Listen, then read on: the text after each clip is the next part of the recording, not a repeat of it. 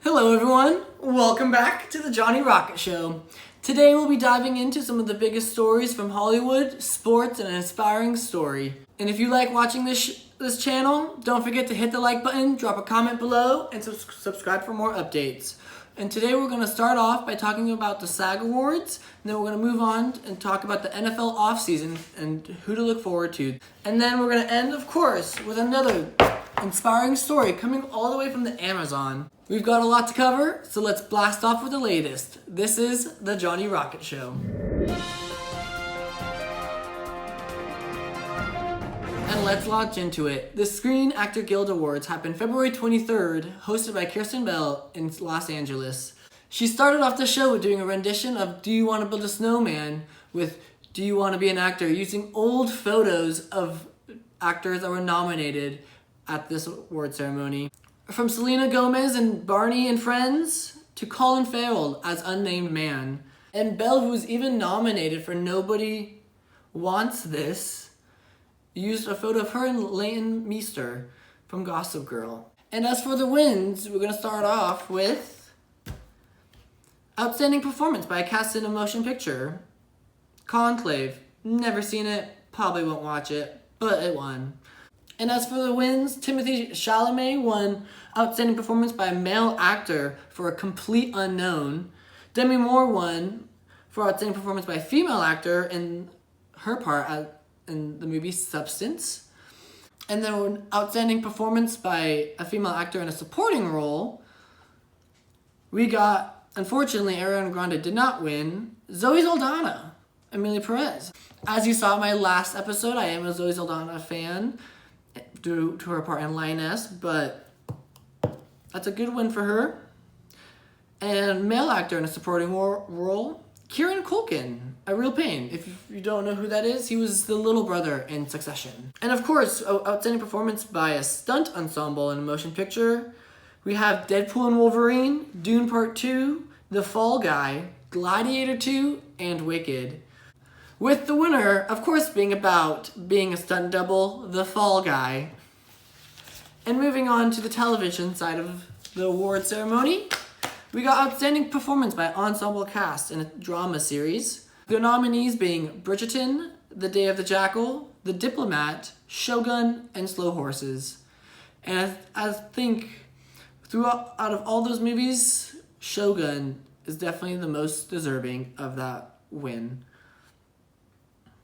They also won for Best Female Actor and Male Actor in a Drama Series, with Only Murders in the Building taking the spot for a comedy series ensemble cast. And the winner of Outstanding Performance by a Female Actor in a Comedy Series was Jean Smart from Hacks. I have heard good things about that show, but as I think you can tell, I haven't watched it, but I have heard good things about it. And Performance by a Male Actor in a Comedy Series, Martin Short, Only Murders in the Building, which I have seen and I do recommend. It's a good 20-minute show that you can put on, watch it, but also not watch it. Unlike Shogun, where you have to pay attention. And then Outstanding Performance by a Female Actor in a Television, Movie, or Limited Series. The nominees with Kathy Bates, The Great Lillian Hall, Kate Blanchett, Disclaimer, Jodie Foster, True Detective, Night Country, Lily Gladstone, Under the Bridge, Jessica Gunning, Baby Reindeer, and Kristen Milioti, The Penguin, which a lot of these actresses definitely deserve to win, but the winner, who takes it all, Jessica Gunning, Baby Reindeer. And if you haven't seen it, I definitely do think you should go and watch it. It is it's a mind twist, and it's a really good show. It's a very interesting what happens in it, but at the same time, I do think it is a good watch. And since the lead actor is the one who wrote it and he based it off of his life, and I don't think if you saw the news, the girl in real life is suing Netflix, but we haven't gotten too many details on that. And we're getting off topic. So we're moving back to the SAG Awards. We got Outstanding Performance by a Male Actor in a Television, Movie, or Limited Series. with the winner being Colin Farrell, the Penguin. That was on HBO this last year, and if you haven't seen it yet, I definitely think you should go see that show too. It's a good Batman spin-off, but you don't have to watch the Batman to watch the show. You can just watch it and enjoy it, which I think is a really good thing that a lot of shows don't do as well these days. And with our last award being Outstanding Performance by a Stunt Ensemble in a Television Series, the nominees being The Boys, Fallout, House of the Dragon, The Penguin, Shogun, and Shogun. And all of these are actually very deserving. I've seen every single one of them. But the winner was Shogun, which it is next. It's in another level, I would say, because all those shows are really good. But Shogun is, I would say, like above House of the Dragon, but Game of Thrones kind of level of well written, all around entertaining, good action, and it builds up very good well. And moving on, while staying within Hollywood news, we got 1923 airing this first episode of their second season this last Sunday. If you haven't given it a watch, I do recommend. And I do believe that it is a blind spot in the media landscape because it doesn't get a lot of news coverage, but it does have a lot of viewership. Understanding it is one of the many Yellowstone spin-offs made by Taylor Sheridan. And continuing with what Taylor Sheridan does with getting movie stars starring in his TV shows, you got Harrison Ford starring as the main patriarch of the Dutton family. And you see him go full Western, which is great, and he's a great actor, with fellow star Helen Mirren as his wife. So I definitely do think you should go give it a watch. And with the review so far, IMDb has given the first episode an 8.1, which is very good for a TV show. The series as a whole, 8.3 out of 10, just under Yellowstone's 8.6. With 1883's prequel taking the top with the critics, 8.7.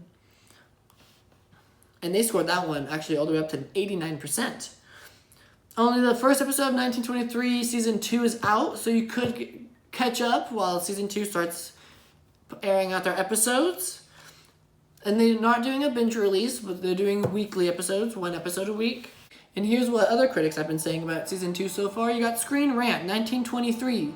Season 2 continues the hard-hitting stories set up by season 1, with the Dutton family facing new challenges as Spencer must meet his destiny.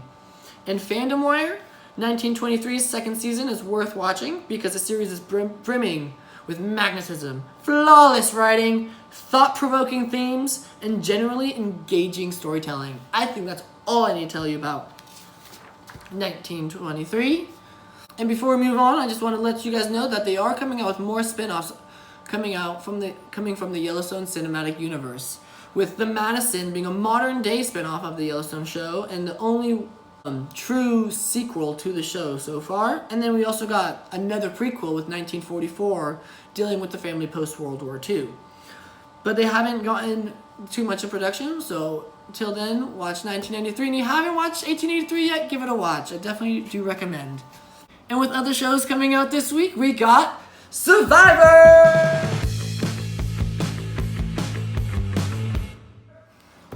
Coming out this February 26th. On Wednesday. Sorry, I'm a little excited, but I thought it'd be kind of fun. I came across this article. We're going to look into some of the cast members and see what they will do if they're the first one voted out.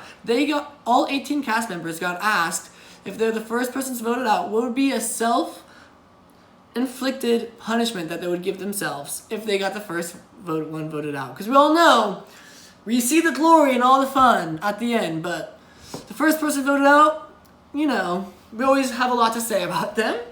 First cast member, we got Eva Erickson, and she says that she hates jeans.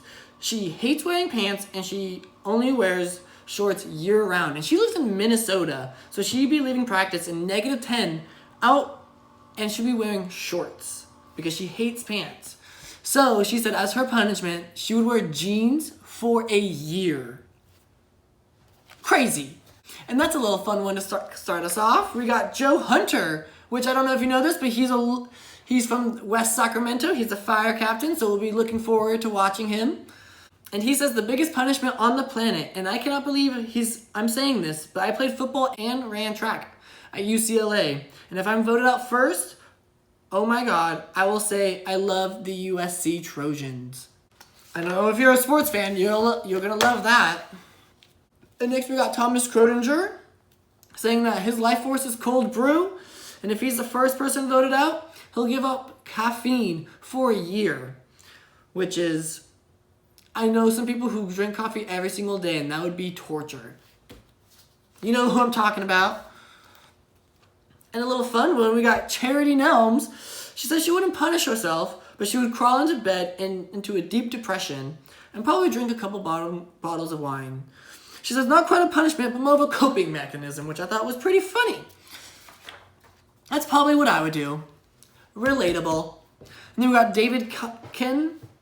And his favorite thing in the world is chocolate milk. He's not even exaggerating. You can ask any of his friends. His lifeblood, where all of his muscles come from.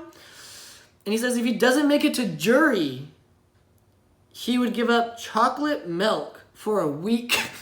For a week. Nothing compared to the Gene Girl. Come on, David. It's supposed to be better than this.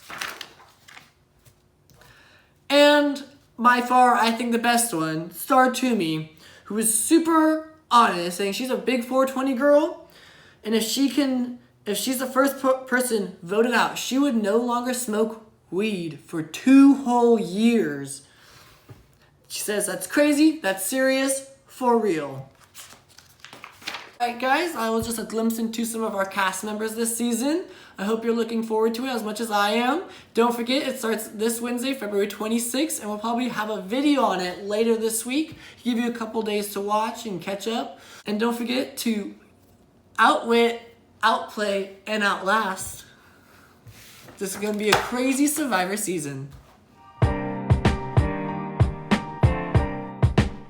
ending us here today, we got a story about a woman in the Amazon who came up with an ingenious canopy bridge that's helping monkeys cross the road. Why did the monkey cross the road? Because someone built a bridge for him. Okay, and so deep in the Amazon rainforest, motorists hauling along the few highways that bisect the great ecosystem will have seen a series of rope bridges extending from the treetops over their heads. They were the result of one ingenious woman. She was on the ground when she looked up and saw her first grove of titis, an endangered species of monkeys. And in response to seeing these, she, leveraging her knowledge of the local wildlife and where they cross and congregate, the project has used grant funding to build 30 wildlife crossings that present as a horizontal rope and or wire bridge. Some incorporate tire-line traverses as well. But each crossing has a camera tape.